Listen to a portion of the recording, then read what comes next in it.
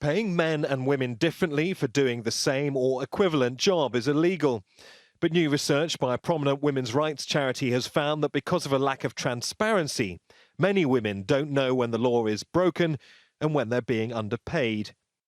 6 in 10 women say they either don't know what their male colleagues are earning or think that their male colleagues are earning more than them in the workplace. Women have a right to equal pay, but they can't really exercise that right because the employer holds all the data and holds all the cards. So they're in a very strong position. They don't have to disclose pay information to their staff until they get to a tribunal situation. Olivia, not her real name, had a senior position in a bank, the only female director in the business. She found out she was being paid less than the male colleagues she managed. She gave us a statement, read here by one of our producers.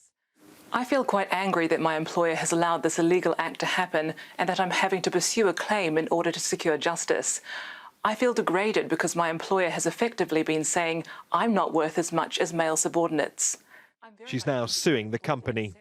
What our clients report is just feeling devalued, loss of confidence, they feel taken advantage. And the feeling that really comes through a lot is this sense of shame that women are sitting there working, giving everything they've got, and their employer is essentially, they feel they're being laughed at because they're being paid less than someone who's doing the same job.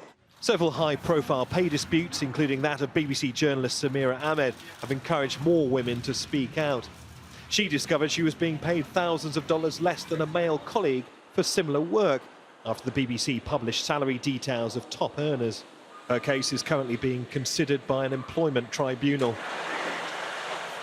On average, women across the world are paid 63% of what men earn. Laos in Southeast Asia is closest to achieving parity, with women earning 91% of what men make. It's followed by Barbados and the Bahamas.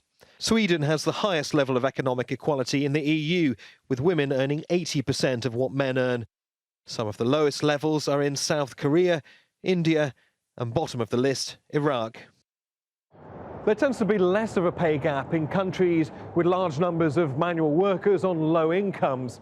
But in developed economies, in cities like London, that has large numbers of high flyers with big salaries, the pay gap between men and women can be immense. And that gap increases even further when you compare what a white man earns with a woman of colour. Pay discrimination may be illegal, but the pay gap is not, and companies don't have to do anything to close it.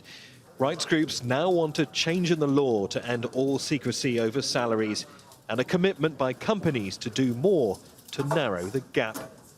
Neave, Al Jazeera, London.